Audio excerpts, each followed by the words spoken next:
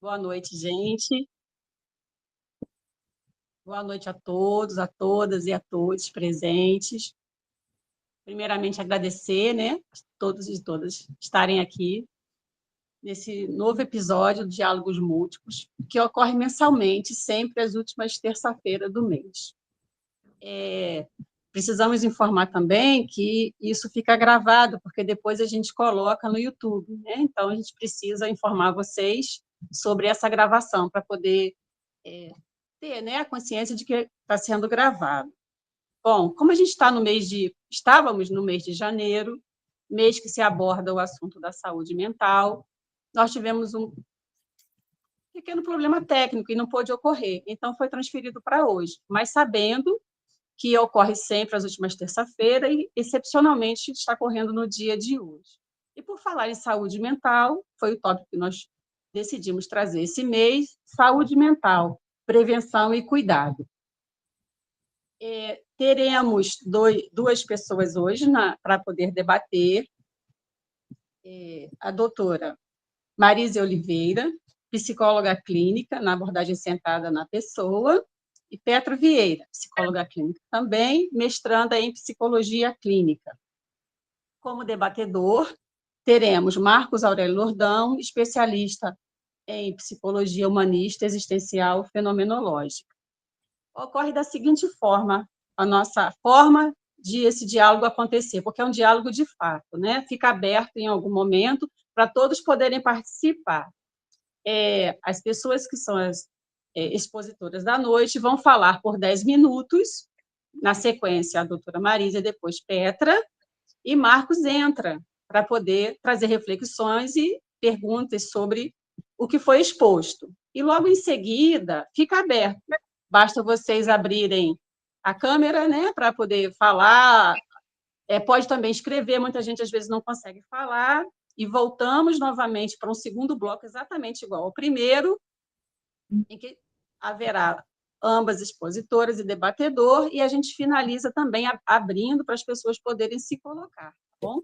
Nesse momento, então, agradecendo mais uma vez a presença de todos, vou passar a palavra ao debatedor dessa noite. Por favor, Marcos.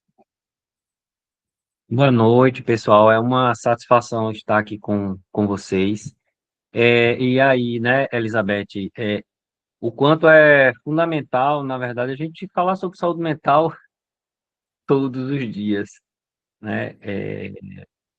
E a importância de nós estarmos voltados para esse processo aqui. Mais uma vez, é uma satisfação. Espero que possamos sair desse momento aqui, né, bem melhores do que entramos, né? Então, mais uma vez, aí passo a palavra para a dupla hoje, né, que vai nos presentear aí com um pouco dos seus conhecimentos. Fiquem à vontade. Uma dupla importante hoje, gente. Bom, eu gostaria de iniciar, Petra, né, partindo já do campo da abordagem, né, que a gente trabalha, que está exatamente aqui enfocada nesses diálogos, né? Quero dar boa noite a todas as pessoas presentes, né, e as que vão chegar e que vão assistir também em outro momento. Dizer desse prazer também de estar aqui com pessoas tão queridas, tão amadas, né, a partir da própria composição desta mesa ou dessa roda, né, de diálogos, porque Marcos Lordão é uma pessoa que tem uma história comigo, foi estagiário, foi estudante do curso de psicologia de mais de 20 anos, Marcos, chega a mais de 15 anos, e de um enriquecimento que a gente teve muito grande, né, nas trocas até hoje, uma grande amizade surgiu a partir daí, desde então somos amigos, eternos amigos, né? Elizabeth, que é uma querida, né, aí também profissional, também formada aí por mim através dessas histórias também na graduação, né, de psicologia, do curso de psicologia da UFPB, e que faz parte também comigo desse movimento, justamente com o Daniel, né, que está aqui também presente e apoiando desse movimento que a gente chama Movimento Atualizante da Pessoa, que é este grupo que a gente faz parte. E sem contar aí com esse carinho, com esse amor que eu tenho aí por Petra, né, que a gente tem histórias aí já caminhadas várias, desde a extensão, sala de aula, extensão, 5 anos de extensão, né, Petra? estágio, os monitoria. estágios, os eventos também na educação os eventos, popular. a organização dos eventos, tantos momentos, e vida também relacional, próxima, pessoal, interpessoal, né? Então, assim, é uma dessas pessoinhas que, quando eu lembro, me enche o coração de afeto, de amor e de ânimo. Teve até uma época, não foi na pandemia, eu mandei uma mensagem para você, não foi dizendo que eu estava lembrando de você e de outras pessoinhas também que eu amo, né? Que é Renan e outras demais aí, que eu não vou citar todos, né? Mas falando como aquilo me trouxe vida, né? Remeter à lembrança de nós, dos nossos vínculos, sabe? E, então, assim, é muito bom estar falando aqui desse tema e, como foi bem colocado, assim, a gente iria falar isso no final do mês de janeiro, mas por questões técnicas, a gente está aqui hoje, né, falando. A gente tem no final do mês já uma outra live que Daniel também vai, né, juntamente comigo, trazer e que Elizabeth, ao final, vai, né, anunciar para vocês, tá? Mas, assim, o tema, né, que está sendo colocado para hoje é a questão da saúde mental, prevenção e cuidado. Pensar a saúde mental, a gente pode pensá-la como um campo do conhecimento, que congrega várias áreas, né, várias contribuições, várias teorias, e que contribui exatamente para implementar políticas, medidas, né, preventivas, formas também de acolhimento, de tratamento, de prevenção, várias. Isso aí é um campo do conhecimento. A gente pode pensar a saúde mental como um campo do conhecimento. Mas, neste momento aqui, não é sobre isso que eu vou falar, né? Vamos abordar aqui, mas a saúde mental como aquela ideia, como aquela representação de bem-estar psicológico, saúde mental, né? Bem-estar psíquico. É claro que falar de bem-estar psíquico, bem-estar psicológico, saúde mental, no sentido que a gente está falando aqui, é impossível se referir sem pensar nos determinantes sociais de saúde. As condições de vida que a população, que as populações vivem, né, os sujeitos vivem, é necessário a gente pensar as condições de trabalho ou de desemprego, né, o fenômeno do desemprego, das violências domésticas, da falta de renda adequada, da qualidade de vida das pessoas, da educação, da infraestrutura dos ambientes onde os sujeitos estão, né, circulados ou situados. Então, são vários fatores aí que estão na base da gente pensar como pensar o bem-estar psíquico, a saúde mental, no sentido que a gente está falando aqui, como bem-estar, como harmonia, saúde, sem pensar onde os sujeitos estão inseridos e as condições de vida desses sujeitos. Então, é importante a gente fazer essa ressalva aqui. Dentro das teorias e dentro dos campos do conhecimento que a gente traz aí, eu falei também, né, a questão da saúde mental como um campo do conhecimento, a psicologia ela tem muito a contribuir. Não é a única área, não é a única ciência, mas é uma ciência importante a contribuir nesse campo da compreensão, né, da saúde mental. A sociologia, a antropologia, a história, a cultura, não é? Tantos outros elementos. E aqui, como psicóloga da abordagem centrada na pessoa, eu trago aqui a provocação e a tese, a afirmativa, que, considerando todos esses fatores que são limitadores, são entraves à vivência de um processo de saúde mental, de bem-estar psíquico, eu quero trazer aqui as noções da abordagem centrada a partir do seu criador, Carl Rogers, que é de tendência atualizante e liberdade experiencial. O que é que eu quero colocar aqui? Eu quero colocar que, para mim, é impossível pensar saúde mental nesse sentido do bem-estar psíquico, né? Sem pensar nessa noção de tendência atualizante, dessa capacidade que Rogers falava que nós temos de estar sempre propensos a superarmos situações de crises, desafios, entraves, na direção sempre do crescimento. Então, a tendência atualizante como esse impulso que motiva, né, impulsiona o sujeito na direção sempre do crescimento e da atualização de potencialidades que muitas vezes nem o sujeito conhece. essa tendência atualizante, ela está, dentro da minha perspectiva de trabalho, de atuação concreta e da abordagem que eu abraço, está em todos os contextos, por mais difíceis que esses contextos se apresentem. Então, onde tiver um sujeito contextualizado, existe tendência atualizante. Não só desse sujeito, mas também daqueles grupos sociais que ali estão. São capazes de se organizar, né, de enfrentar as situações desafiadoras na direção de uma transformação de sua realidade, na busca de qualidade de vida. Tá? Então, a tendência atualizante, eu espero que esteja claro para vocês como essa capacidade, né, inata, como o Roger colocava, e que só tem fim no sujeito quando a morte for anunciada. E aí vem a noção de liberdade experiencial que eu quero trazer aqui, que tem a ver também com essas questões dos determinantes sociais de saúde. Liberdade experiencial tem a ver com a condição que o sujeito tem, ou os sujeitos têm, ou os grupos sociais têm, de poderem viver a sua realidade humana, singular, embora compartilhada, de maneira genuína e autêntica. O que é que eu quero dizer com isso? É que o sujeito possa ter a condição de, seja o que for que ele sinta, que ele experiencie, ele não precise negar e deformar aquela experiência. Então, por exemplo, o sujeito sente uma revolta, uma indignação, uma situação também de humilhação, ou uma amorosidade, né, tamanha, até diante de pessoas que talvez racionalmente não seria possível, logicamente aceitável, né? Mas aquilo vem sem censura, sem julgamentos, sem repressões. Então, essa tendência, essa liberdade experiencial é essa condição que qualquer sujeito pode experimentar em dado momento de sua existência, diante de situações que, muitas vezes, até dentro da cultura, considerando os fatores culturais, né, socioculturais, o sujeito pode assumir. E isso, a gente sabe que isso é desafiador dentro de uma cultura como a nossa, que é normativa, né, que é pautada em modelos de normalidade e de patologias, né, bem dentro de uma visão que muitas vezes nega a tendência atualizante, porque negar a tendência atualizante é afirmar a morte do ser enquanto movimento, enquanto processo.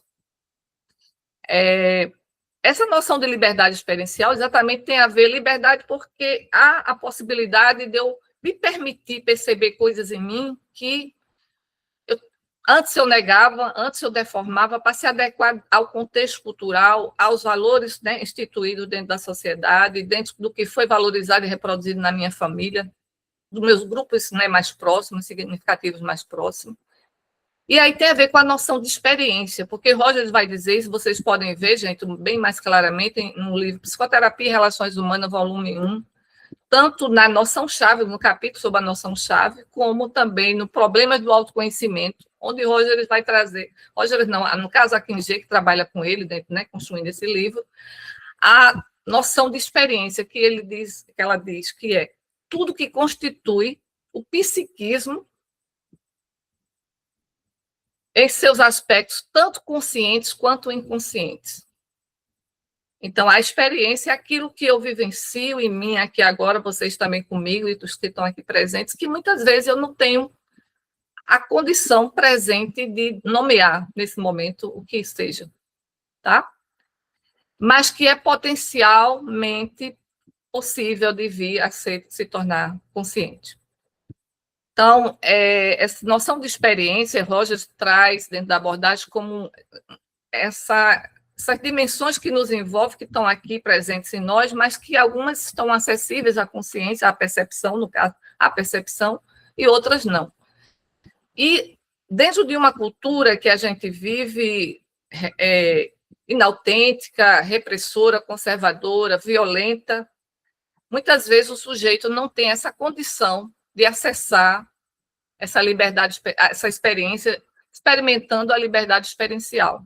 Eu espero que eu esteja sendo clara nisso que eu estou colocando aqui para vocês, né?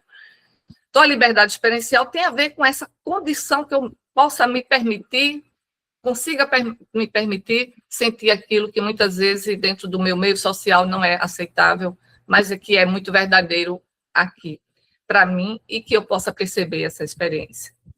Então, dentro da minha argumentação aqui com vocês, traz a questão como pensar em saúde mental quando o sujeito ele não tem condição de acessar essas experiências, né? É uma questão que eu trago aqui para vocês. Como haver crescimento e tendência atualizante se o sujeito está impedido de acessar essas experiências significativas?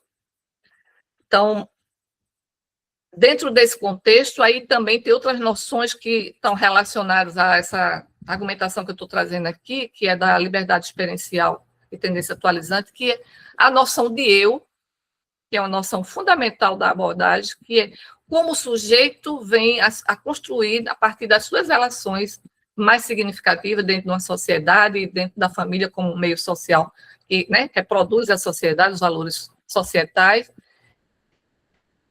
vai criando uma ideia sobre si mesmo, sobre si como um eu, como uma pessoa. Eu sou, quando diz, quem é você, Marísia? Eu sou tal pessoa, eu sou assim, eu tenho tais características. Essa noção de eu, como o Rogers vai colocar, ela é uma percepção, mas é uma percepção que é construída a partir das relações, né, que o sujeito vive ao longo do seu desenvolvimento e até a morte. Porque muitas vezes o sujeito morre sem conseguir dar um salto na direção de uma tendência atualizante, né, mas na função do crescimento, do enriquecimento da sua própria experiência como sujeito, como ser humano, certo? Então, a noção de eu, não sei se está claro para vocês, é aquela noção que eu construo, que o sujeito constrói ao longo das suas relações, ao longo da sua história, a sua biografia, e que muitas vezes leva o sujeito a deformar e a negar a sua experiência mais autêntica, mais genuína.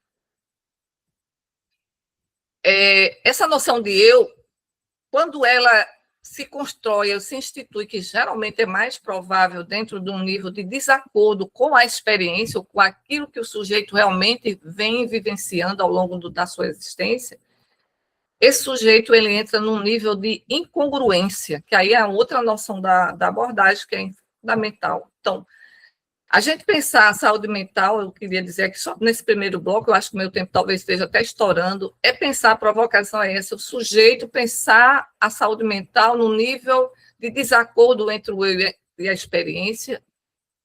Essa é uma problematização que eu trago. É impossível.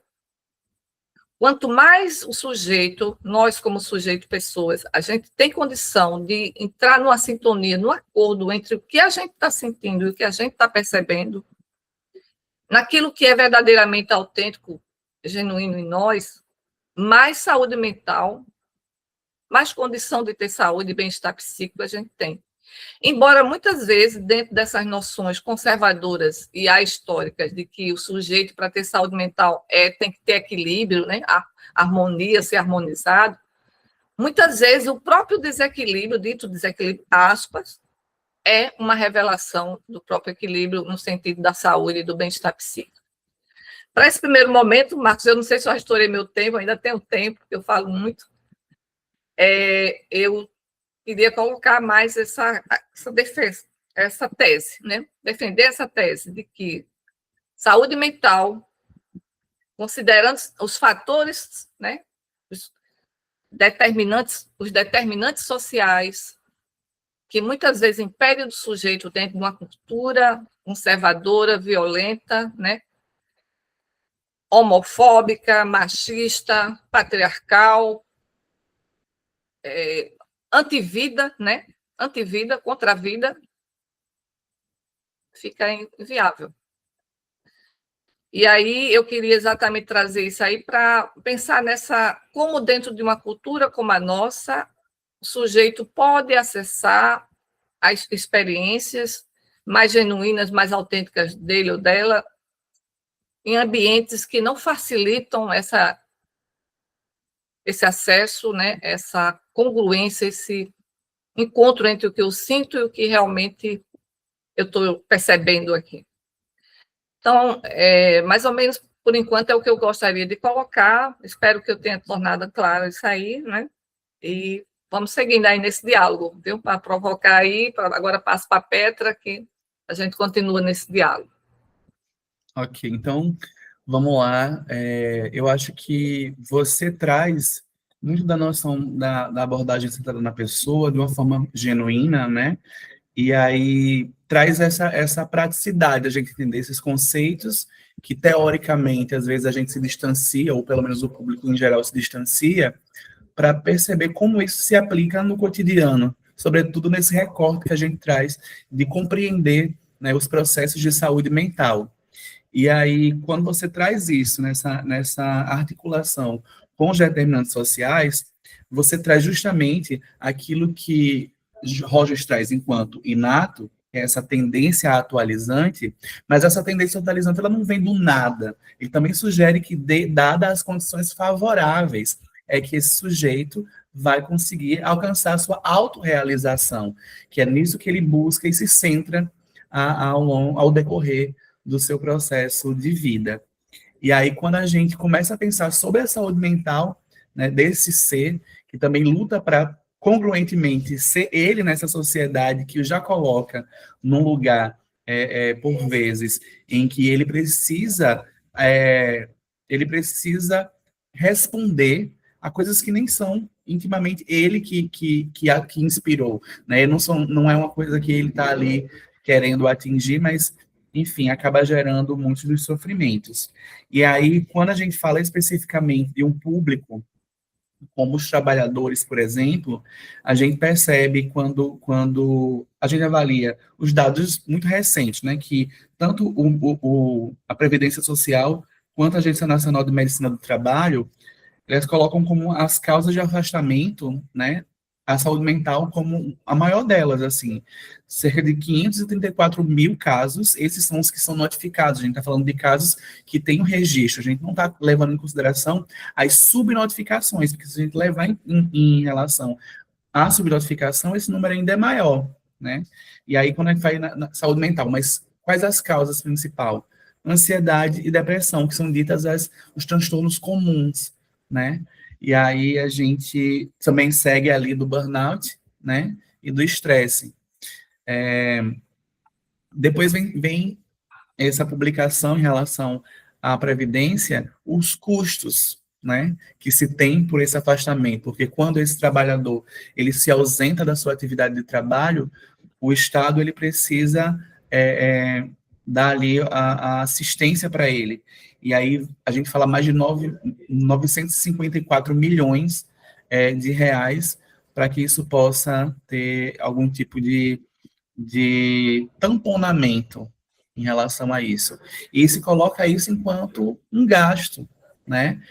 Fala sobre o gasto que se teve em relação a isso, mas, na verdade, é só uma revelação do quanto, quando esse investimento na saúde mental, sobretudo da população trabalhadora, não é feito de uma forma efetiva, do quanto isso desemboca no adoecimento da população, e aí é onde que o Estado se preocupa mais, é do quanto isso é oneroso para o Estado, né? Porque a gente está falando sobre modelos que vão ali se reconfigurando numa pauta do capital. E a gente sabe o quanto o capitalismo ele vem adoecendo os sujeitos, né? É justamente esse lugar que adoece e vende essa cura.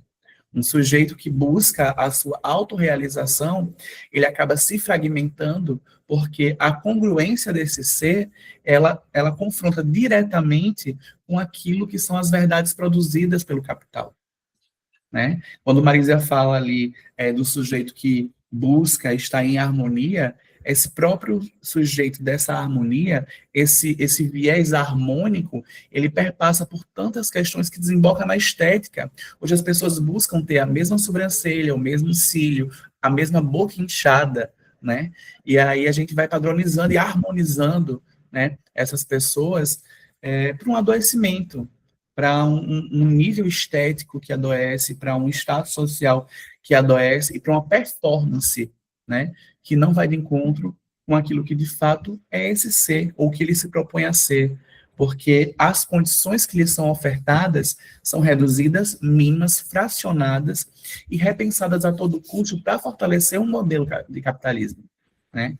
Então, a gente percebe isso, o quanto a saúde mental ela não pode ser desassociada dos processos sociais. Os determinantes sociais, eles atravessam essa pessoa, assim como a cultura também atravessa os sujeitos e os modos de produção da sua subjetividade, né? A gente fala muito sobre a forma de como a saúde se estabelece, que perceber saúde é ampliar esse olhar, não só de perceber a saúde como a ausência de doença, né? Então, a saúde mental também não é a ausência de saúde mental, né? Ali de um transtorno mental, perdão.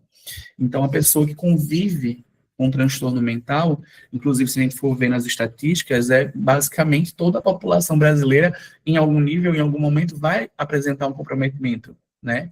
Então, essa plenitude e essa higienização mesmo de se perceber esse sujeito equilibrado, sem apresentar déficit nenhum, né, nem nenhum transtorno, a gente não vai ali lidar com a realidade. E isso não quer dizer que esse sujeito não goze de uma boa saúde mental por estar acometido. A gente tem que perceber quais são as condições em que esse sujeito se insere para experienciar, inclusive, essa demanda, porque não é ela que o define. É ele e a sua história, né, a produção da subjetividade é que vai definir os caminhos, inclusive, de como se convive com esse transtorno mental. Existe esse movimento da gente estruturar as pautas de saúde, enfim, pelos meses do ano e as cores, né? Inclusive, essa pauta de saúde mental é do Janeiro Branco, estou aqui de branco, em alusão a esse movimento, mas há também uma crítica a esse modelo campanhista, né, que fragmenta, que, de certa forma, dá visibilidade em algum momento para essas pautas, mas em outros momentos enfraquece e esquece totalmente. A gente só volta a falar de saúde mental em setembro, quando a gente está ali na prevenção do suicídio pelo Setembro Amarelo. Então, assim, são questões que são campanhistas, publicitárias, porque até nisso o capitalismo acaba surrupiando essas pautas, né, como margem lucrativa e colocando, por vezes, mais uma vez, a saúde como uma mercadoria. E aí a gente está falando desse comprometimento do ser, né, dele não conseguir buscar ali a sua autorrealização de uma forma congruente, porque os seus componentes da subjetividade já foram totalmente comprometidos e fragmentados pelo capital. E isso a gente não fala especificamente de agora. Se a gente for avaliar as tendências pedagógicas, desde da forma tradicional, quando os jesuítas chegam implantando uma língua, né, porque a gente sabe que a língua também é um mecanismo ali de controle, né, para desarticular esses povos, né, e eles não conseguirem se organizar, a gente percebe que a produção disso nesse país iria claramente desembocar num país adoecido, né, um país que perde a memória, que perde a sua originalidade, que importa muita coisa, e inclusive a gente coloca isso como algo de uma categoria até maior. O que vem de fora, né, é o importado, é uma coisa que é uma tecnologia diferenciada, é aquilo que se apresenta como a inovação, e a gente vai se distanciando daquilo que, de fato, é a base de quem nós somos, enquanto pessoas, enquanto povo, enquanto sociedade. A gente vai se afastando do nosso eu e comprando uma máscara que quem vende é aquele que nos adoece e que diz, olha, isso aqui eu tenho e pode te salvar, pode te curar. Compra. É isso.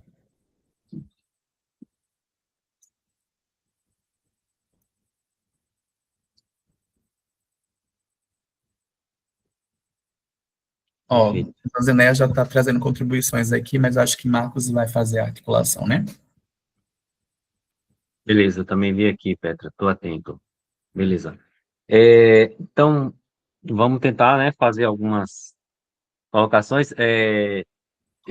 Para lançar para ti, Marísia, eu pensei aqui, né, num ponto que eu acredito também que vai ampliar mais, né, o que você veio trazendo.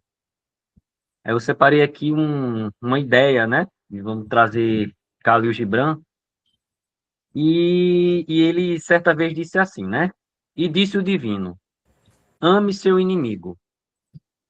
E eu obedeci e amei a mim mesmo, né? Então, você foi falando, eu lembrei um pouco dessa frase, dentro dessa questão, né, da noção do eu. Então, se a gente puder pensar um pouco mais, né, trazendo essa ideia aí do Gibran, acho que vai ser bem interessante. Marcos, pensar essa provocação aí, agora me vem assim, como amar a si mesmo dentro de um contexto, né? Como bem me lembrou, ilustrou aqui, aprofundou a nossa Petra aqui, né? A fala, o discurso de Petra, né? Traz aí essa provocação, a argumentação dentro de uma sociedade onde o amor, até o amor é mercadoria. As pessoas são objetos, né, de toda a engrenagem capitalista da produção, do lucro daqueles que detêm os modos de produção, sabe? O amor é desafiador, mas não impossível, sabe? Inclusive, Petra, quando você diz totalmente, tirou totalmente, eu acho que esse totalmente é muito, sabe? Eu acho que nós temos ainda possibilidades. É enviesado por uma revolta. É o lugar de fala, né, de cada uma aqui, né, porque a gente não é atravessado, né, atravessadas por aquilo que a gente vivencia, mas há possibilidades, apesar de tudo, dentro de um sistema onde o amor se tornou mercadoria, os corpos mercadoria, a imagem mercadoria, né, e rendem muito ao capitalismo, essa questão mesmo da estética, né, quanto investimento se tem hoje, né, dentro dessa harmonização generalizada das pessoas num determinado padrão de beleza, que agora são outros, porque já tinham outros padrões, né? Agora são outros padrões de beleza que estão sendo aí determinados, definidos para nós, e é aí onde a tendência atualizante, eu acredito nisso, porque eu mesmo vivencio isso na minha experiência, claro, e experiência pessoal e profissional, sabe? Tanto nas comunidades, como você, Petra, participou comigo de muitas experiências, também está inserido na rede de atenção à saúde mental, nas RAPs, né? Você tem toda uma história aí também nessa inserção. Agora, também, a partir da sua própria história, essa tendência atualizante está aí se revelando cada vez mais, cada um de nós aqui, quem me conhece, quem foi aluna minha, né, estudante, sabe disso, que a gente é testemunha aí, compartilhadas dessas experiências de atualização. Agora, é difícil, não é fácil. Você falou, Petra, na questão das condições facilitadoras. Como pensar a um ser humano ter saúde mental no sentido da ausência de transtorno, não desenvolver transtornos psíquicos, se não existem condições favoráveis a essa atualização, né? E aí, dentro da abordagem, que aí eu continuo dentro da abordagem, sem perder o diálogo com outros campos do conhecimento, Rogers falou na compreensão empática, na autenticidade e na aceitação incondicional. Vocês imaginem isso dentro de uma sociedade, né? Se nós vivêssemos ou trabalhássemos com um projeto de sociedade onde a empatia, a compreensão da realidade do outro pudesse ser uma coisa validada, legitimada, né? Vocês já imaginaram um projeto de sociedade onde pudéssemos trabalhar, investir naquilo de respeito, da aceitação incondicional do outro, pela sua singularidade, pelo seu ser, pela sua diferença, pela sua alteridade? Isso são valores, são atitudes, não são teorias, são atitudes no mundo. A questão também da genuinidade daquele ou daqueles que abraçam tais projetos ou tal projeto societal. Então, eu me considero, faço aí, trazendo um pouco também para responder a Jo, né, que falou aí, a Josiné fez também uma pergunta para mim, viu, Marco, né? Que a gente precisa de atitude no mundo, e eu sou movida por essa atitude, por essas atitudes. Não é que a gente vai fazer a revolução em 24 horas ou em certa data, mas a gente está na educação, na área clínica, na docência, como eu passei esses anos todos, trabalhando, investindo nesses projetos de transformação da realidade social. Mas investindo nisso, na relação, e você é testemunha, eu acho que a maioria que está aqui, que me conhece, sabe disso, né? De uma relação genuína com vocês, mútua, né? De genuinidade, de aceitação, de respeito e de empatia.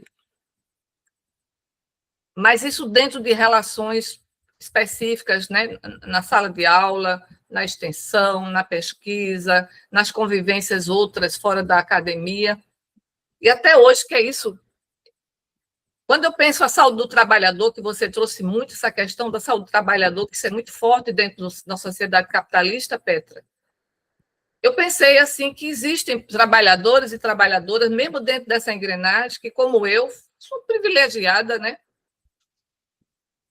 Eu fiz, dentro da minha carreira até agora, eu tenho feito até então, aquilo que faz sentido a meu ser. Aí entra um pouco nesse amor a mim mesmo, sabe, Marcos? Eu não fiz um curso de psicologia ou, né, exerci a docência, tudo que eu fiz na docência, para agradar ou para o sistema, embora o sistema tenha lesado muita coisa, usurpado muito de mim, mas eu fiz porque aquilo me move, me movia, sabe? E ainda hoje faço o que me move. Então, eu acho que isso é uma evidência do amor a si próprio, sabe? Mesmo dentro desse sistema. Quando você... Aí também, viu, João? Quando a gente se desequilibra, quando a gente baixa a roda baiana, como dizem, a gente está com saúde, viu, João? Não existe o que é bom, o que é ruim, né? Existe o que é ruim no sentido quando a gente fere, né, os limites do respeito ao outro, quando a gente atenta à vida do outro, aí tudo bem, a gente tem que falar na questão da ética da vida, né? Da não violência, mas quando a gente consegue soltar a nossa palavra, a nossa fala autêntica, a nossa emoção é autêntica, a gente está, sim, com saúde, sim. Embora nem seja tão bonito para tirar fotografia daquela cena, né? Mas a gente está atualizando aquilo que é mais verdadeiro e genuíno em nós e aquilo que nos liberta, muitas vezes. Dentro de uma sociedade como a nossa, que eu chamo de hipócrita, né? Conservadora e hipócrita, é hipócrita porque é conservadora, ela é incongruente. As pessoas sentem raiva, inveja, ódio, elas não assumem. E elas vão atuando nos bastidores, muitas vezes através de manipulações, de jogos desonestos, ou até muitas vezes desenvolvendo os transtornos psíquicos, né? Porque, dependendo do transtorno psíquico, eu posso atualizar muitas das minhas coisas que eu, em momentos outros, não teria condição de atualizar. Mas estou com a aval porque eu estou em crise, eu estou, né, surtado ou surtado. De alguma maneira, eu não posso responder por aquilo que eu estou fazendo, mas eu estou extravasando. Quantas vezes o sujeito no trabalho tem uma crise lá e diz todos os impropérios, todas as coisas que estavam engasgadas ali, naquela situação violenta de trabalho, e todo mundo diz, não, mas é porque ele está nervoso, é porque ele não está bem. Mas não, ele está dizendo as verdades que foram engolidas durante toda uma situação. Uma história de trabalho, um contexto de trabalho que já vem se acumulando e o sujeito não aguenta mais. Então, assim, eu acho que dentro do que tu perguntasse, fazendo um link com a provocação de Marcos, Jó, eu acho que realmente eu consegui dizer, o amor, ele é possível mesmo exatamente quando eu tenho que dizer coisas que o outro precisa ouvir e que não chegam legais. Então, a liberdade experiencial me permite acessar, às vezes, sentimentos que eu não gostaria de ter. Mas eu preciso perceber, e como a Roger dizia, acima de tudo, não precisa nem não necessariamente comunicar ao outro, né? Mas que eu própria perceba que naquele momento eu estou com ódio, naquele momento eu estou revoltada, naquele momento eu estou irada, naquele momento eu estou com inveja, naquele momento eu queria mandar tudo para PQP, não é? Mas eu tenho consciência que aquilo, eu estou percebendo daquilo. O problemático em termos da saúde é quando a gente, esse trabalhador, né, que ele está ali engolindo, ele sorri, ele diz sim para o chefe, ele tem que, né, ter uma postura e ele vai morrendo e minando suas energias de vida. E muitas vezes ele se perde tanto nessa engrenagem, como lembrou bem você, Petra, que nem percebe que aquilo não é dele. Ele realmente passa a acreditar que ele é aquele eu. Eu acho que me veio agora em mente que a gente hoje começou com música, né? Aquela música do Bom Cidadão, não sei se vocês conhecem, que ele é gentil, ele chega no ônibus, né? Veio assim a cara. Então, muitas vezes a gente se engana achando que esse eu que a gente construiu, dentro desse reflexo, né, de uma sociedade de exploração do trabalho, do trabalhador e de injustiça social, porque ela é pautada na injustiça, eu até me convenço que eu sou uma boa cidadã, um bom cidadão dentro desse padrão, né, do que está instituído para mim. E isso, gente, jamais, na perspectiva que eu trabalho, para certamente o que todos nós trabalhando aqui, revela saúde mental. Mas para a saúde, é como dizia um amigo meu, quero fazer só um destaque aqui, a Afonso Lisboa da Fonseca, que foi um dos companheiros da abordagem, né, e companheiro também de Rogers no trabalho, também um grande crítico de Rogers, que ele lembrava bem, o normótico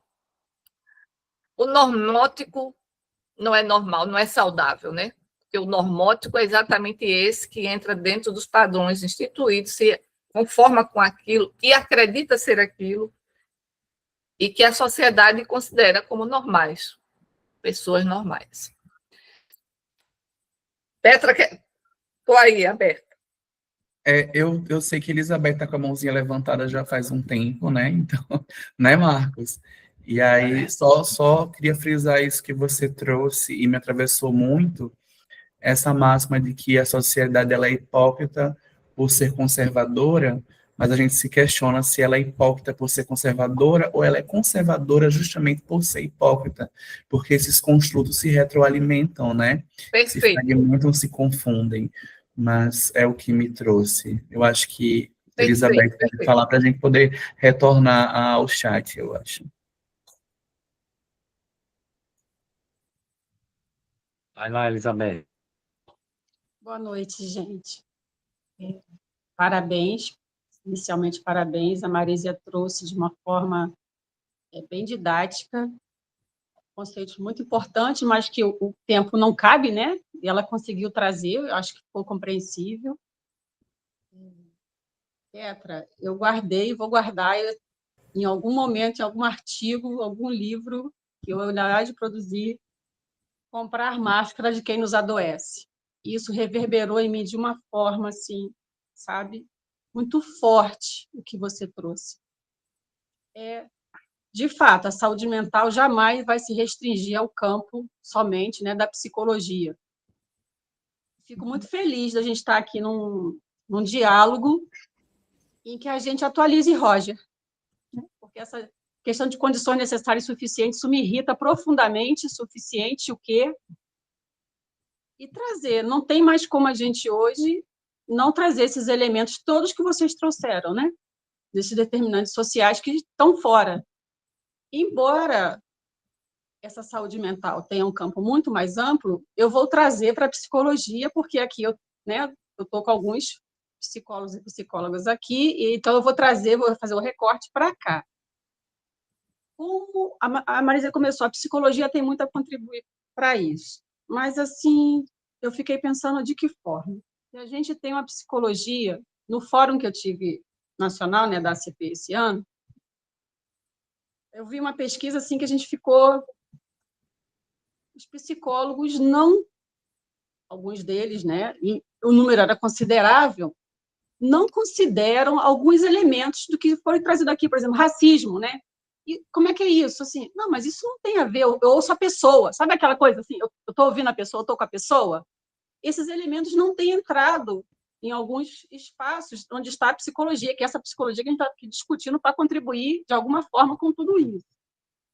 Por outro lado, quando a gente vai para a saúde pública, isso é muito palpável, né? Que a gente está ali vendo aquilo que está acontecendo, como esses determinantes chegam, né? Vulnerabilizam essas pessoas.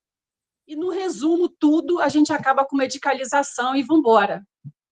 Então, diante disso tudo, assim, trazendo para a psicologia, nós aqui,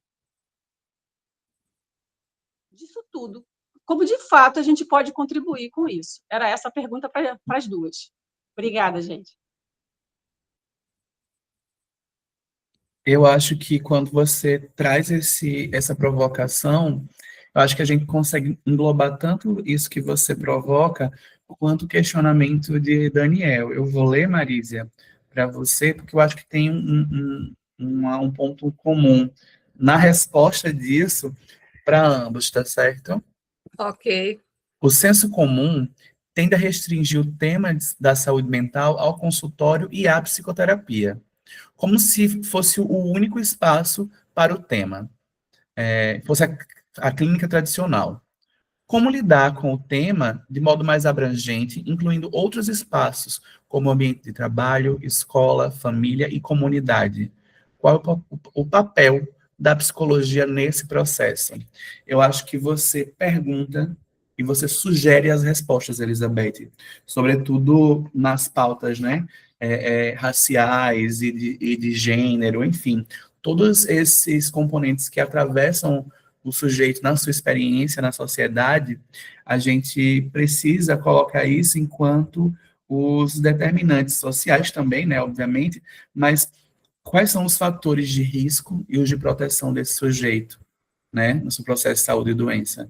Se esse ambiente de trabalho, essa escola, essa comunidade, ela é produtora de violência, o produto não é uma pessoa saudável, é uma pessoa adoecida. Logo, fortalecer práticas, né, antirracistas, anticapacitistas, né, mais plurais, mais diversas, né, que não sejam misóginas, que não sejam excludentes, no geral, é fortalecer a saúde mental desses sujeitos. Abrir esse diálogo e esse espaço nesses lugares que não são a clínica tradicional é um processo de fortalecimento da saúde mental. Não existe saúde sem saúde mental, né? As coisas são juntas. A gente, infelizmente, ainda tende a compartimentar e a setorializar os acometimentos de saúde das pessoas e o seu processo de saúde e doença como um todo, mas a verdade é que eles andam juntos e a gente percebe que é tudo muito íntimo. Uma pessoa que sofre uma discriminação de qualquer natureza, ela vai ali desenvolver questões psíquicas, questões de adoecimento psíquico, uma dor, né, emocional muito forte. E isso vai implicar na vivência e na experiência dela na escola, no trabalho, na sociedade, aquilo que ela produz, porque, sim, ela é duramente criticada e forçada a ser funcional, a ser produtiva, né? E aí, muitas vezes, ela é treinada ali na escola e depois nas formas mais tecnicistas para que ela venda a sua força de trabalho, mas o funcionamento desse sujeito que vende sua força de trabalho, a forma de vida dele e o nível de satisfação de vida e de qualidade de vida, ele é totalmente ignorado. E aí, quando existe um acometimento, ele é responsabilizado. E é nessa responsabilização que localiza um lugar de cuidado da saúde mental como um consultório, como uma clínica tradicional, porque isso é um problema do sujeito. A estrutura, ela sempre esteve aqui, sempre esteve mantida, e aí evita-se que temas como esse sejam amplamente debatidos e de uma forma, inclusive, democrática, porque a gente precisa democratizar a saúde mental, que ainda ela é vista dessa forma individual, essa forma clínica clássica, né? A gente ainda tem uma dificuldade muito grande de ampliar essa clínica, inclusive de compartilhar também essa clínica com outros sujeitos, né, que a gente consiga trabalhar em rede e fortalecer isso na assistência social, na educação, na saúde, mas que a gente compreenda que é um trabalho em conjunto, que a gente não fragmente o processo de compreender e fortalecer a saúde mental, porque o sujeito também não pode ser compreendido de uma forma fragmentada, né? Ele é um ser biopsicossocial e espiritual, todas essas facetas, todas essas dimensões que compõem o sujeito, se em algum momento ela se fragmenta, se ela se coloca fragilizada, o funcionamento pleno desse sujeito também vai sugerir que a gente pare e observe ela do todo, e não da parte.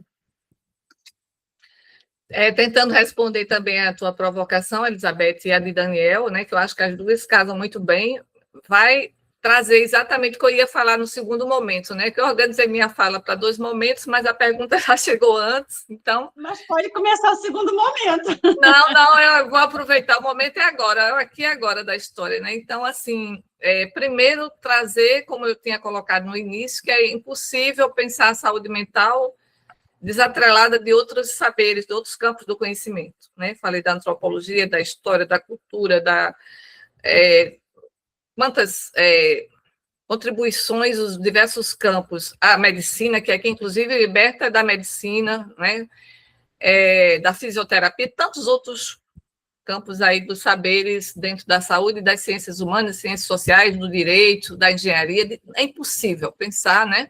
Então, por isso que a saúde mental é um campo do conhecimento que congrega esses vários conhecimentos. E a gente está aqui fazendo um recorte pelo olhar da psicologia para dialogar com esses campos do conhecimento, sabendo que ela é insuficiente. A ciência psicológica, eu disse isso no primeiro momento, ela é insuficiente, sozinha, como qualquer outra ciência, é insuficiente. Agora, dizer, por exemplo, que a abordagem, que aí eu faço uma crítica também em relação a quem faz uma leitura deturpada da abordagem, ela é a histórica, a crítica, eu acho que a gente não dá conta do que é, por exemplo, materialismo histórico dialético, tá? Da perspectiva epistemologia histórico-cultural. Elas complementam, abrem olhares e campos do conhecimento que são específicos, não são da psicologia, né?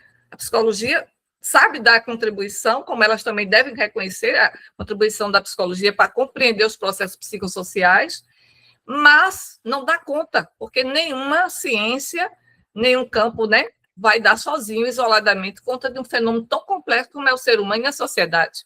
Então, eu acho que a gente tem que baixar a bola, porque... Então, aqui é a psicóloga, não é a historiadora, não é a antropóloga, né, não é a pessoa da medicina, a profissional da medicina, nem de outros campos, da odontologia, seja lá, da engenharia. É a psicologia. Então, onde é que a psicologia pode entrar contribuindo? Aí a gente já começa por aí. A insuficiência, reconhecer a sua insuficiência. Mas saber que nós não seremos nem filósofas, nem historiadores, nem a gente vai enriquecer ampliar a nossa percepção, porque aí entra também numa questão importante da fala que eu fiz inicial, a percepção. Essas pessoas dentro da abordagem que você encontrou tem muito a ver com os processos também do desenvolvimento do sujeito ao longo da sua história, de ainda não ter a capacidade de ampliar a percepção para ver no entorno. Isso também envolve um desenvolvimento cognitivo, gente. O desenvolvimento da capacidade crítica. Não é a crítica que as pessoas pensam que crítica é fazer crítica para estar defeito no outro, mas crítica no sentido de refletir a realidade, questões da realidade, fazendo perguntas e tentando respondê-las. Isso é um nível do desenvolvimento cognitivo que muitos de nós não atingiu ainda, sabe? E esse pessoal está em qualquer abordagem, inclusive na CP, infelizmente. Então, por isso a necessidade de dialogar com outros campos do conhecimento para ver se essa percepção fica mais ampliada, né? Porque existem pessoas dentro da abordagem que dizem que todos somos iguais, sem questionar que essa igualdade, né, dentro de uma sociedade injusta, ela não existe, né? Que pretos, brancos, ricos e pobres, tudo igual. Não é igual. São lugares sociais, existenciais diferenciados que geram sofrimentos psíquicos e outros são mais favorecedores. Então, isso é alienação. Então, entra numa dimensão que o materialismo histórico dialético traz muito bem, que é um processo de alienação. O sujeito alienado, ele não percebe o entorno dele. Existe a alienação, né, no sentido bem mais amplo, macro, né, só na perspectiva mais macro, mas também o próprio alienado de si próprio, no sentido dos seus desejos, dos seus quereres, das suas vontades, que está dentro dessa alienação, que é mais ampla, que é macro. Então, eu acho que a gente precisa perceber isso, tomar consciência que nós ainda estamos avançando no desenvolvimento crítico, do pensamento crítico. O pensamento crítico é um nível de evolução da cognição. E isso envolve percepção de realidades que antes a gente não via. Do jeito que acontece no processo psicoterapêutico, né? Também na relação com o mundo, com a realidade concreta. Pelo menos é assim que eu tenho experienciado, né? E outra questão é que aí você, Petra, já colocou bem dentro desse diálogo com esses outros campos do conhecimento, sabendo que é insuficiente, né, uma teoria ou uma abordagem ou um campo, uma ciência, por exemplo, uma psicologia dá conta sozinha de algo, é também lembrar que a gente, como profissionais, temos que trabalhar, a gente tem, ó, o português correto, a gente tem que trabalhar com as pessoas dos outros campos de saberes. O psicólogo que ele pensa sozinho que trabalhar dentro de espaços como a saúde mental, saúde, né, física, não há condição. Então, assim, é uma outra forma de alienação. Trabalhar, trazer, transportar o consultório, a clínica, né, individual, clássica, para, por exemplo, os contextos do PSF, né, para os NASF, para os CAPS. Não existe, não tem condição. Então, sempre pensar na interdisciplinaridade, que é como a gente, Petra, tentou, de alguma forma, enriquecer nossa experiência, dialogando com gente da medicina, da odontologia, da fisioterapia, até da pessoal de mídias também, do pessoal de mídias, de história, da engenharia de CT, jurídica. Por quê? Porque a gente sabia, tinha consciência disso. Então, trabalhar no campo para além da clínica clássica, né? Sem ter consciência dessa relação interdisciplinar e tendo transdisciplinar, né, também. Hã? Como é? Transdisciplinar. Transdisciplinar, porque vem um terceiro, né? Mas antes de tudo chegar ao inter, porque já era difícil, porque multidisciplinar já existia, mas não tem um diálogo, né? Então, assim, isso aí é importante a gente perceber. Então, dentro da perspectiva que é o trabalho, tenho consciência que a clínica individual clássica, ela por si só não dá conta, mas ela também, há momentos que ela é útil. O sujeito, quando ele está vivenciando um transtorno psíquico que gera um sofrimento maior nele, ele não vai conseguir sozinho, não diria sozinho, mas com só outros profissionais, trabalhar isso nas rodas, na roda de diálogo. Ele pode se fortalecer, mas ter uma compreensão mais profunda dos processos que estão ali subjetivamente, né, na constituição de sua subjetividade ali, atravessando e maltratando o seu ser, ele não vai ter condição. Então, essa clínica individual, ainda ela é necessária, sabe? Ela não deve ser dissociada das outras atuações, como na escola. No contexto educacional, eu ia trazer isso. A escola, porque a criança, nós aprendemos, gente, como nós fomos crianças um dia, você bem mais recente, eu bem mais lá para trás, a criança que nós fomos e que carregamos sofreu violências, foi forçada a deformar a experiência diante dos limites do meio social, tanto na questão de gênero, a negação, né, do racismo que existe dentro da nossa sociedade, a negação de que há diferenças de classe, a negação da nossa própria classe social. Nós não temos identidade, a maior parte da população não tem identidade de classe. Quem tem é a burguesia, as elites, mas as pessoas da classe média e de pobre não têm identidade de classe. Né? Então, assim, nós sofremos essas violências que nos impediram de ter essa liberdade experiencial, de perceber, olha, eu estou aqui na escola, estou vivenciando isso aqui e estou sendo discriminada pela cor da minha pele. E eu estou com raiva dessa pessoa, eu estou triste, eu não tive espaço para vivenciar essa minha dor. Eu tive espaço, estou dando um exemplo, né, hipotético, de negar essa minha dor, de negar essa minha origem de classe, de negar que minha pele é preta, é diferente, e que eu estou sendo criticada por isso. De negar minha sexualidade para entrar dentro daquela normatividade. Então, assim, dentro do segundo momento que eu ia falar, Marcos, viu, Elizabeth e Petra e demais aqui, é exatamente nisso. A gente precisa pensar na educação, desde a base, que contribua para as crianças, os adolescentes poderem falar, dizerem, assumir o que está vivenciando, sabe? Sem deformação, sem negação da sua realidade. Então, uma educação antirracista, antimachista, sabe? Antidiscriminatória do ser humano, uma educação que ela possa trabalhar na contracorrente do que está instituído dentro da sociedade instituída aí, que é a capitalista neoliberal, né?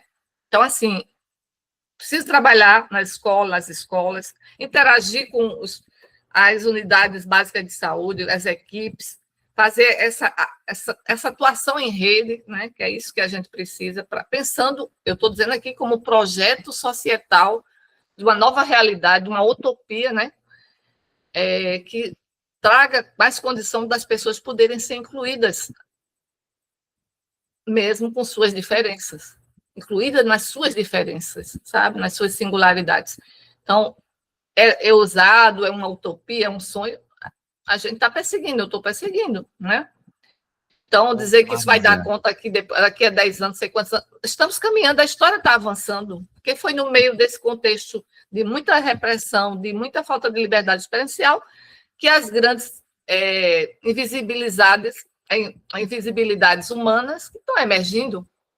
Então, gente, apesar do contexto, não existe um determinismo. O capitalismo não determinou a negação total ou 100%, nem vai determinar nada 100%. Somos nós que estamos fazendo a história, sabe? Somos profissionais de saúde que podemos continuar fazendo a diferença, tentando apostar num projeto de sociedade que venha na perspectiva transformadora da realidade. Então, assim, Daniel, respondendo a tua pergunta, não é só o consultório, mas existe na escola, nas rodas de conversas, que, né, a gente pode criar em vários espaços, em qualquer espaço, como eu ia colocar no segundo momento, nos grupos de encontro, que eu estou investindo nisso, vou investir nos grupos de encontro, sabe? Trabalho, ainda estou indo para a comunidade uma vez ao mês, ouvir aquelas mulheres, certo? Então, eu estou aí Marísia, abraçando isso. Oi? Pensar aqui, né, que a gente já está bem adiantado, né, no correr do tempo, eu acredito que a gente já deva, né, se movimentar e atender aqui a algumas perguntas que estão sendo feitas e que vai tangenciar perfeitamente o que vocês, né, o que vocês estão levantando aí. Para poder ter um contexto, tem duas perguntas a mais. Uma pergunta da Sayonara muito interessante, né, super, ultra, mega necessária, e tem uma também de Josinéa, né? Então, pegando o gancho aí e de olho no tempo, né? Se vocês puderem aí, a minha sugestão, vocês puderem se dividir nessas respostas, eu vou pegar aqui para seguir esse raciocínio, né, que você estava desenvolvendo aí, vocês decidem quem responde, tá? Mas tem uma pergunta aqui de Josiné, e depois a gente passa para de Sayonara, e Josiné fala assim, qual o papel da família neste processo, né, saúde e doença da pessoa? Né, aqui vai contextualizar o que vocês estão falando, e no segundo momento tem a pergunta de Sayonara. Tá? Eu já vou fazer logo as duas perguntas, porque vocês já vão aí articulando a ideia de vocês. Sayonara pergunta assim, ó, como vocês enxergam a relação saúde mental e o uso cada vez mais expressivo das redes sociais? As tais das tendências, os trends, né? O uso da inteligência artificial. Né? Então, devido-se aí, né? Dentro desses minutinhos aí que temos, vamos tentar responder aí o pessoal trouxe. Quer começar, Petra? Não, eu acho que você pode começar por isso que Sayonara provoca e pergunta aqui. Eu posso ficar mais próximo da pergunta de Josiné, até porque ela acabou me direcionando a pergunta, né? Perfeito. Mas antes disso, eu quero agradecer a denúncia que você faz enquanto uma profissional que percebe que, de fato, nós não estamos nessa igualdade e ter essa lucidez em relação a esse processo de desigualdade que os sujeitos se encontram, está aliado, inclusive, à legislação brasileira, né? Sobretudo o que preconiza o SUS nesse princípio da equidade, que a gente precisa lidar de uma forma diferente com quem, de fato, tem as necessidades diferentes, para quem consiga se aproximar disso que a gente entende de igualdade, que, de fato, a gente não tem enquanto realidade. E aí eu passo a palavra para você falar sobre essas tendências, as trends e o uso das inteligências artificiais, que como Sayonara pergunta. Sayonara, é um prazer ouvir você, ver as suas perguntas, né? Saber que você está aqui, não é nem ouvir, mas saber da sua pergunta e trazer, assim, uma coisa que me vem, né? Para responder isso, eu tenho que pensar de forma dialética. As mídias sociais, as redes sociais, elas são perigosíssimas, por estar gerando muita alienação no ser humano. Eu acho que a situação está mais grave nas redes sociais. Ela tem reproduzido, né, difundido, disseminado ideias, valores, expressões que não têm favorecido ao ser humano no sentido dessa congruência, dessa experiência autêntica que eu estou trazendo aqui a partir da abordagem. Pelo contrário, se a gente for pensar, né, a grosso modo, em grande na escala, tem mais alienado do que realmente propiciado situações de congruência, de experiências genuínas do próprio sujeito, de expressão de experiência genuína. A criticidade das pessoas, eu acho que está cada vez mais... acho não, tem estudos que estão mostrando como o ser humano está ficando emburrecido, né? Como está tendo dificuldades de articular, de pensar, de refletir, de aprofundar questões a partir desse uso dessa ferramenta virtual e de estar, né, diante das telas várias e várias horas, pensando que está fazendo alguma coisa, na realidade está cada vez mais se alienando dentro desse processo. Então, assim, tem esse lado aí que eu acho que é o mais preocupante e o que está mais visível. Por outro lado, eu acho que as redes sociais podem também trazer oportunidades, por exemplo, da gente estar divulgando trabalhos como esse, discussões como essas, né? Das pessoas poderem falar coisas que humanamente, né, não era possível, elas podem falar, sem cair nessa loucura que está aí da preocupação com a imagem, com a estética, com os filtros. Eu não sei nem como eu estou aparecendo, não quero ficar bonita aí na minha imagem, aqui agora e sempre, né? Mas eu detesto filtro, eu não gosto de... Eu não quero botox, eu não quero fazer coisas, vou tentar ao máximo escapar desses valores que estão aí sendo disseminados, porque eles não dão conta do meu ser. Mas as pessoas estão se perdendo nisso. Mas existem outras pessoas que não estão entrando nisso. Eu acho que a gente pode, dentro de sempre toda tese tem uma antítese, né, do ponto de vista dialético, a própria rede, as redes sociais, a inteligência artificial, elas podem também atuar a serviço do ser, se a gente souber realmente se portar, se posicionar diante disso. Agora, se a gente ficar escravizada sem pensar nas horas que a gente pode estar investindo em relacionamentos genuínos, concretos, e se perde diante das telas, a gente está adoecido psiquicamente. E a humanidade está muito perdida nisso. Isso está me preocupando, inclusive, há muitos meses atrás eu fiz um vídeo preocupado com isso. A gente sai para os restaurantes, a gente sai para um parque, a gente vai para vários espaços sociais, as pessoas estão sem olhar uma no olho das outras, né? Sem conversar, sem dizer uma palavra. Isso me deixa angustiada, eu fico olhando eu e outras pessoas, enquanto eu com outras pessoas estou na mesa abordando assuntos significativos, humanos, pessoais, interpessoais, sabe? E eu acho que a gente está aí atento, e eu acho que tem que ficar atento e atentas, mas a gente está correndo risco, com certeza estamos correndo risco.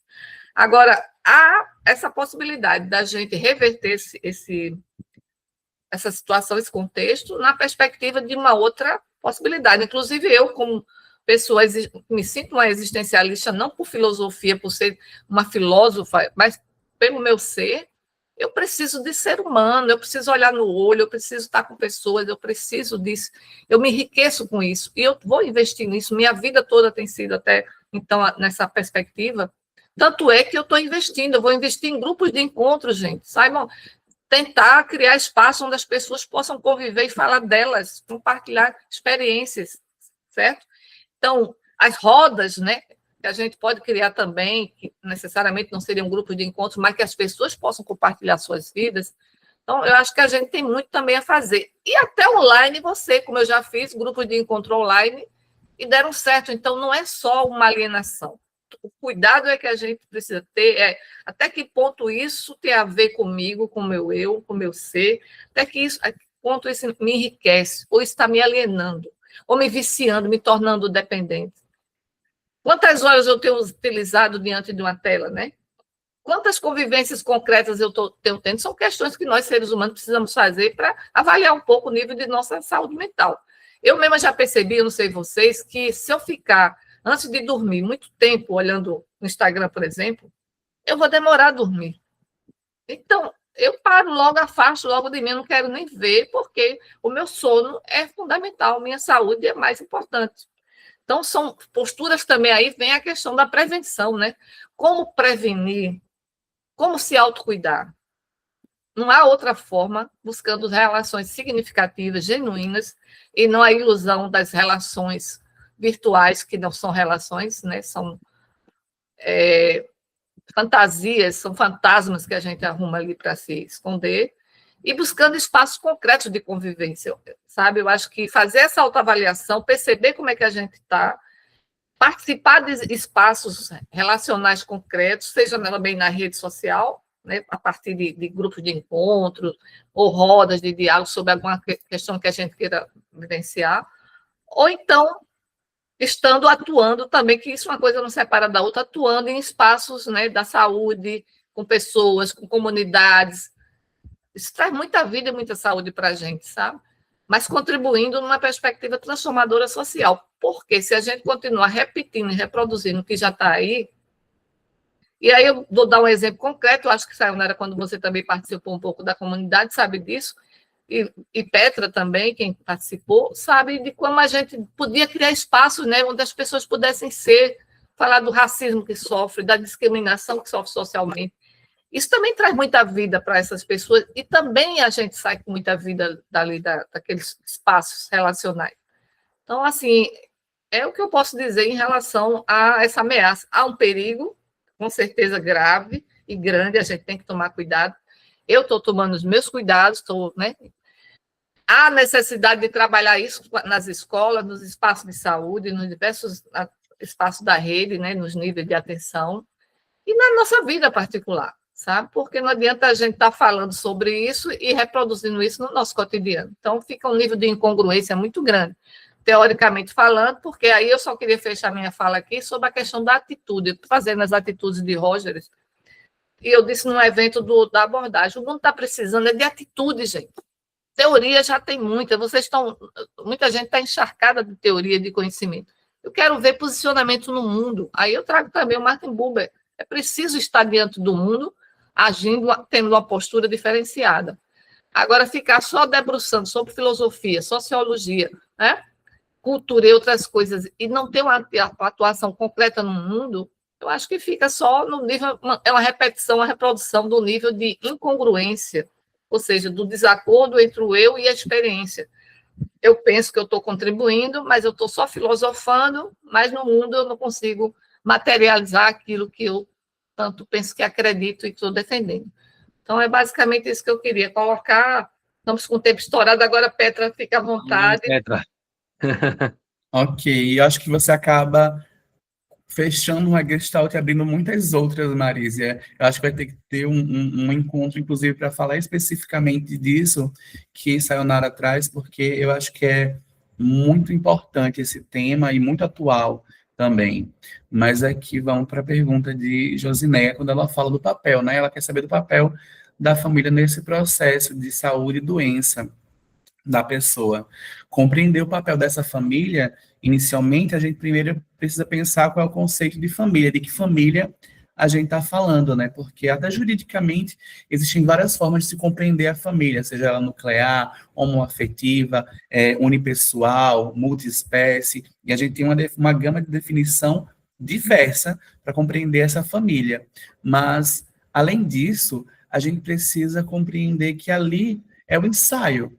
A gente consegue compreender que as relações que se estabelecem nesse núcleo familiar, nessa perspectiva de família, elas vão modelando, né, a personalidade, o caráter desse sujeito, a forma como ele compreende os processos, como ele interage com essas outras pessoas e reproduz, né? Então, quando tem ali construídos os valores naquela família, ele vai, por exemplo, para a escola, essa criança vai para a escola, ela confronta esses valores com outros valores de outras famílias, e ali, Marisa traz muito bem, né, dessa tese, dessa antítese, vai sendo sempre esse confronto para que essa síntese nasça, né, e é justamente pela via da síntese que esse sujeito vai constituindo o seu eu, porque vem aquilo que a família traz como imprescindível, como o outro, a visão do outro traz como a essência fundamental, mas ele começa a a ponderar, a questionar isso, do que faz sentido para ele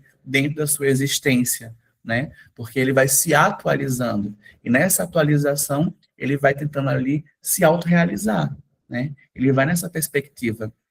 Se na família dele, por exemplo, existe ali uma aceitação incondicional, ou seja, a experiência dele é valorizada, tendo a suspensão dos a priores em relação dos seus cuidadores, para que a experiência dele realmente seja validada, os seus sentimentos, as suas dúvidas, os seus questionamentos, obviamente, a modelagem que se espera que tenha dali é esse impulsionamento do ser mais, né?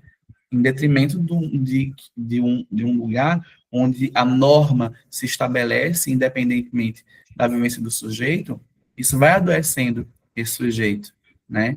A gente fala muito sobre a empatia e pela visão, aliás, pela percepção comum, né, do senso comum, é você se colocar no lugar do outro, sendo que isso realmente é uma coisa impossível. E a gente vai se aproximando daquilo que Rogers propõe enquanto empatia, sendo esse exercício de você tentar enxergar pela ótica do outro, isso se torna mais palpável, né? E mais até mesmo honesto, quando você se coloca num processo que se diz empático, porque é um exercício mesmo, você tentar se aproximar dessa ótica, porque se colocar num lugar, realmente você não vai, é falacioso isso, a dor do outro é a dor do outro, a sua dor é a sua dor, e existe uma separação que, por mais que você tente ali, não tem como trazer isso na prática, é por isso que é necessário que isso que é do outro seja validado, seja compreendido, e aquilo que é seu também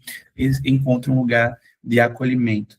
E aí a gente vai mais uma vez aqui nessa perspectiva da congruência, que também é um conceito fundamental na abordagem centrada na pessoa, porque essas relações, elas precisam ser autênticas, elas precisam ter autenticidade, e é isso que vai favorecer a saúde desse sujeito no seu familiar.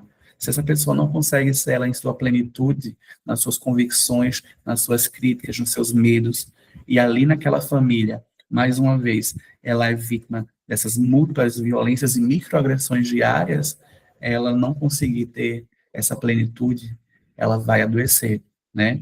Então, primeiro a gente amplia o contexto de entender o que é família, para além dessa parentalidade, né? E aí eu trago justamente uma fala que amplamente foi difundida, até de uma forma jocosa, mas é maravilhoso, que sangue seu até muriçoca tem, né? Família é quem se importa com você, quem liga para você, quem lhe impulsiona, quem investe naquilo que é importante para você e que se atenta ao seu processo de autorrealização, não quem te impede, não quem te barra, não quem te poda. Ótimo. Ô, Marcos, Muito eu bom. queria um pouco ver se eu coloco uma coisa que me veio aqui em mente com a pergunta de Sayonara também, enriquecendo aqui, sobre a rede social, que é uma coisa que eu percebi nas redes sociais, viu, Sayonara? Eu estou nas redes sociais para ver mensagens que eu acho interessantes, sabe, assim, que me anima a alma, que me alimenta, não as belezas, não as belezas estéticas padrões, nem as brigas, os ódios, né? Então, assim, eu estou fora, não chega para mim, eu só vejo o pessoal entrando nos ódios, nas brigas, nos combates, que eu não estou dentro. Eu digo, por que esse negócio não chega para mim? Mas é que a inteligência artificial, o algoritmo, só entra, né, naquele pessoal que quer sangue mesmo, quer ver sangue, quer continuar naquilo ali. E aí eu acho que, assim, as pessoas, quando entram nessa, elas precisam perguntar por que isso está me movendo, né? Onde é que eu não estou podendo ser autêntica, que eu tenho que me esconder atrás de uma rede social para poder dizer coisas pesadas, desrespeitosas, que pode levar até a morte de uma pessoa, ou de certos grupos, até de animais, né? Porque estão fazendo... O que está acontecendo comigo? Porque o negócio está complicado. Então, assim, eu fui um dia... que eu gosto muito de animal, viu, Sayonara? Cachorros, gatinhos, fico vendo, vem muita... Aí estava lá uma senhora para ganhar dinheiro, porque fica a história do mercado, né? Ela botando lá o cachorro numa situação que eu que tive cachorro, vi que aquilo ali era desconfortável para o animal, mas ela queria fazer sucesso, viralizar, que a intenção é essa, viralizar, é uma loucura, isso é uma grande loucura, mas sempre pensando no capital, né, porque é a forma de enriquecimento, sempre pensando.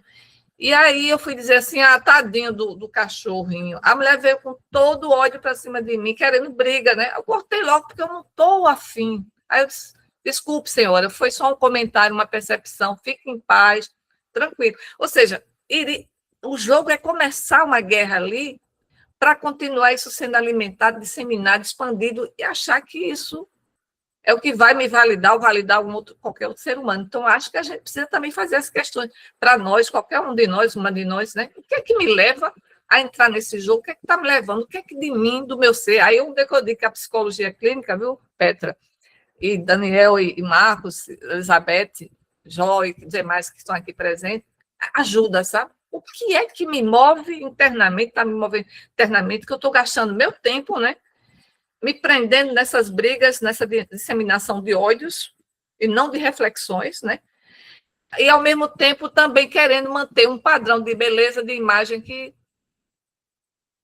Sabe? O que é isso? Acho que isso fala muito do vazio existencial nosso, que cada vez mais está complexo dentro de uma sociedade como a nossa, que cada vez mais está ficando violenta, anti-humana, né?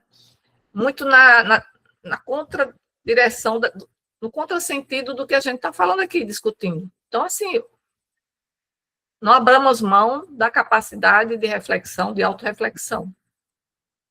É uma proposta de uma tomada de consciência, né, Marisa? Uma Sim, ampliação de consciência dessas pessoas, né? Que nós sim. necessitamos. Só para poder, né, já ir para os finalmentes, né? Tem uma colocação aqui de Ivana que eu acredito que entre perfeitamente no que a gente está conversando, e só para reafirmar, né, o que foi dito, tanto por Marísia como por Petra, resumidamente, ninguém adoece sozinho, né? Existe todo um processo, existe todo um sistema que tá dialogando aí dentro, né?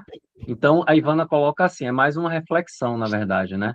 Estou achando muito interessante a live e refletindo na minha equipe de trabalho, pensando no quantos profissionais de saúde estão adoecendo, sobretudo aqueles que assumem cargos de gestão, trabalhando em condições extremamente precárias no que se refere à falta de recursos humanos e até mesmo de insumos, e ao mesmo tempo sendo constantemente, cobrada por bons resultados. As pessoas adoecem num processo muitas vezes longo, mas precisam se recuperar rapidamente, né?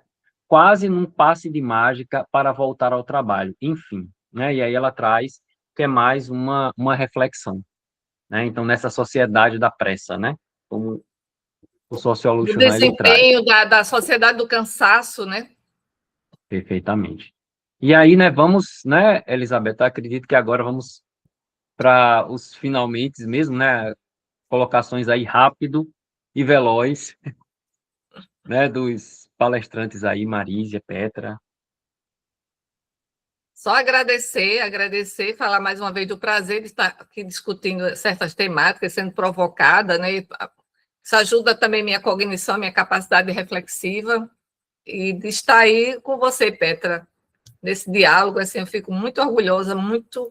Isso me enriquece, pronto, isso aí é tendência atualizante pura, sabe? Isso para mim é encontro, isso para mim é atitude no mundo, se revelando com, sabe, ações, não só teorias. A academia está cheia de teorias. Então, vamos que vamos, né?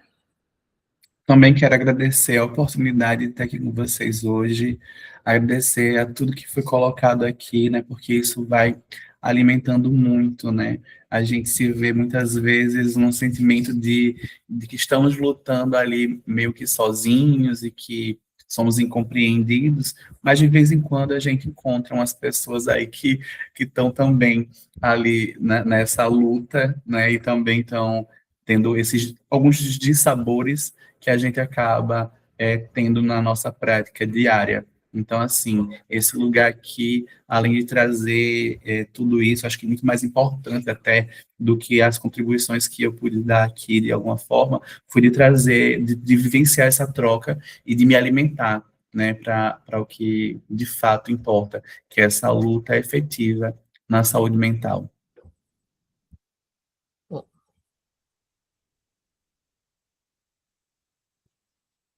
E você, Marcos, não vai falar? Eu estava só esperando você falar alguma coisa, Elizabeth, mas É uma satisfação estar aqui com vocês também.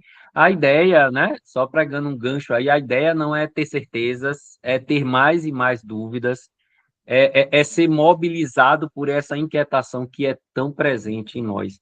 Então, uma satisfação estar aqui com vocês e até a próxima. Obrigado, né, também pela participação de todos que se dispuseram a estar aqui conosco. Bom, gente, estamos terminando, né? Infelizmente, estamos terminando. Muita coisa assim, né, que chega na gente com esse debate, com essa troca. Petra, é incrível, né? Sabe, tudo que você trouxe, maravilhoso, assim. Espero que a gente se encontre aqui de novo, né? Que como é mensal, vai ter outras oportunidades, né? Marisa, como sempre, né? Essa efervescência.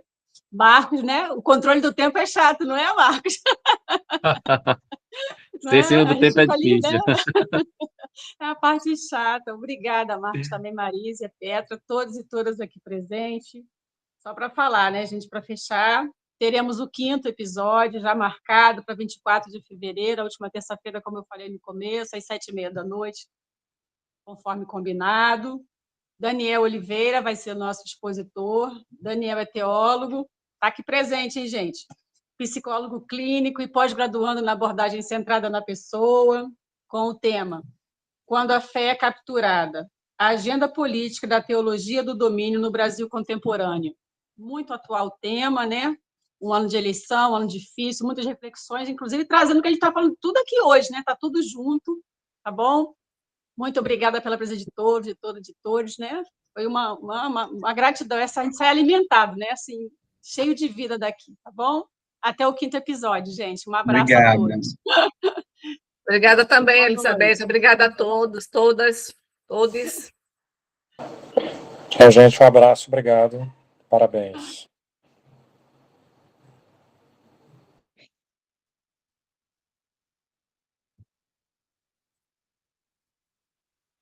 Agora vocês encerram aqui a gravação, né?